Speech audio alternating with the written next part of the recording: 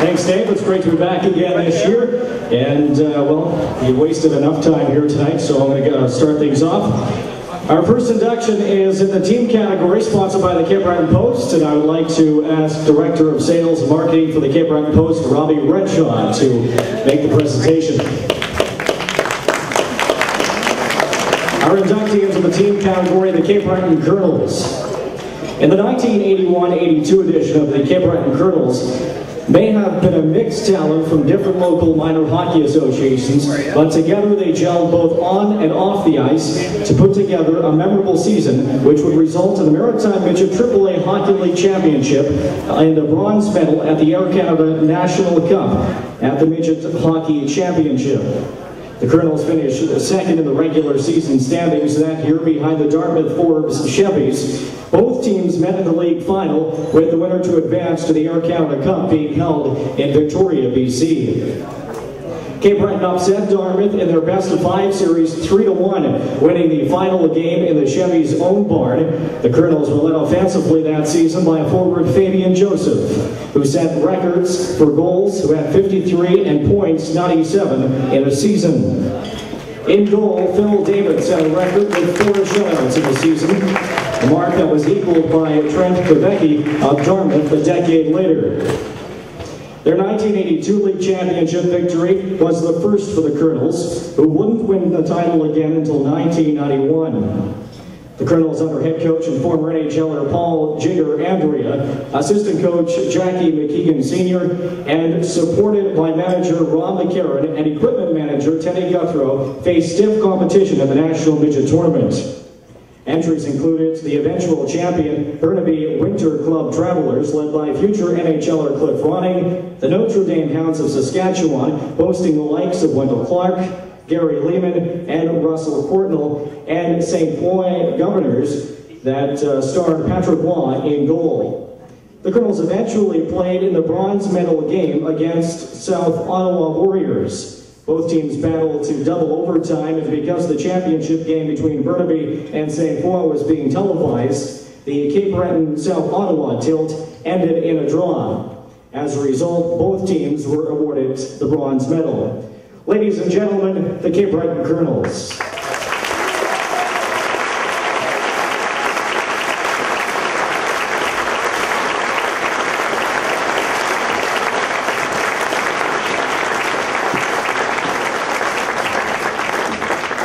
The team can come up as well, guys, especially if Donnie's here. And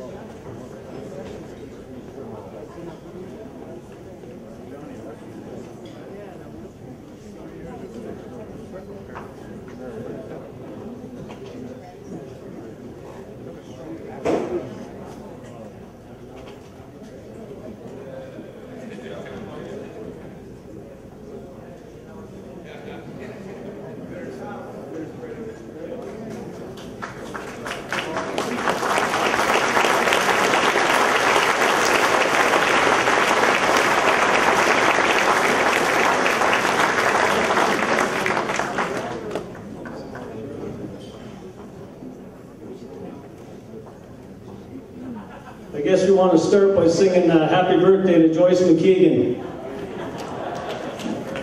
Come on, boys, help me here. Happy birthday to you. Happy birthday to you. Happy birthday, dear Joyce. Happy birthday to you.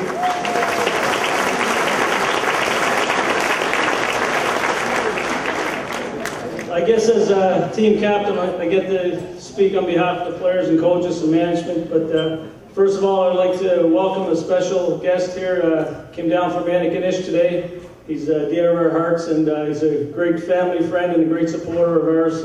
Rocky McDougall's in the house. Rock, want to please stand up?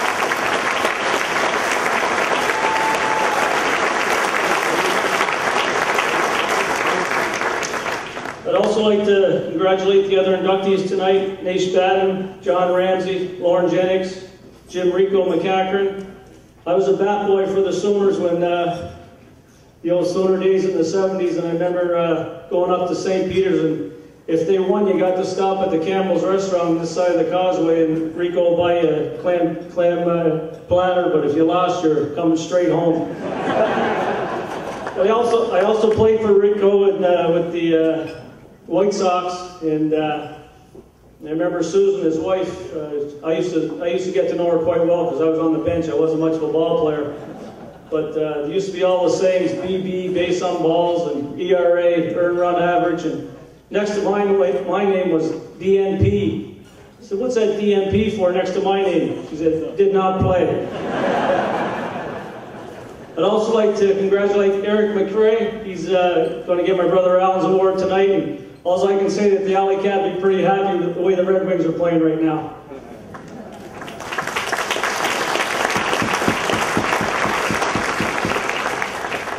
Also like to congratulate Thompson High curling teams of 57 and 58 are getting inducted tonight as well as teams.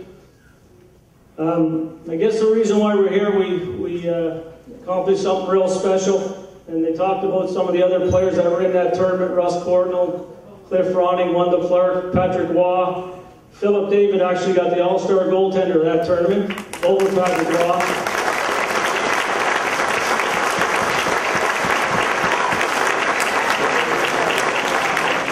We have a couple other pretty good players too. There's one guy, if you look in the OHL record book, this guy leads the all-time OHL record book in goals per game with 6. Young Jack McKeegan.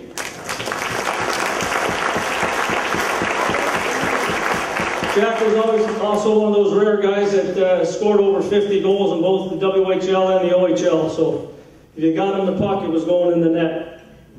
Also, John Mark McKenzie scored 49 for Sault Ste. Marie one year. He actually had a penalty shot to get his 50th, but he missed on that one. I have a young fellow playing now, 10 years old. He's in Halifax, and they won their semifinal game tonight, and they're playing tomorrow for the gold medal game. And a lot of times we talk to the kids about life skills, and we talk in banquets, we talk about life skills and what sport's supposed to teach you. And I think if you look at a team that use sport to develop life skills, you'll be right here on the stage with this Cape Breton Colonels team. If you could ask Roger Cousin to get a government grant and rent a plane and throw all these guys on a plane, they could go to a remote area anywhere in the country and start a community. And just to let you know what these guys are doing now. I mean, we accomplished something real big in Victoria in 1982, but we have one CEO, president of a company, one dentist, one mortgage specialist, 4 engineers, 3 chartered accountants, one with the Department of Highways, 1 municipal worker, 1 manager of a car dealership, 1 manager of a construction company who's now in charge of special projects, 1 marketing executive, 1 university professor. He's with the corrections and psychology. We have 1 supervisor of the courthouse.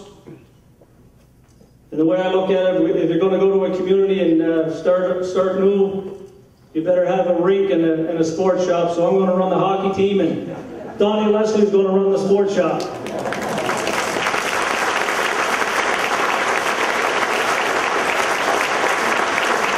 I don't know if many of you know the history of Donnie Leslie, but when you talk about young phenoms, this guy was unbelievable when he was from 6 to 12 years old. We couldn't do nothing to even tie his skates. This guy was like a wizard with the puck, and he's battling right now. We're all very proud of him. We can't take that smile off his face tonight. We're very proud of you, Donnie.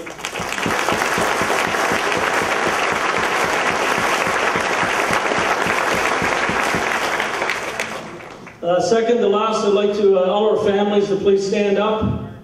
You don't go through playing minor hockey without sacrificing a lot. If all our families that are here tonight, and wives and spouses, if they could please stand up. Mothers, fathers, brothers, sisters, please stand.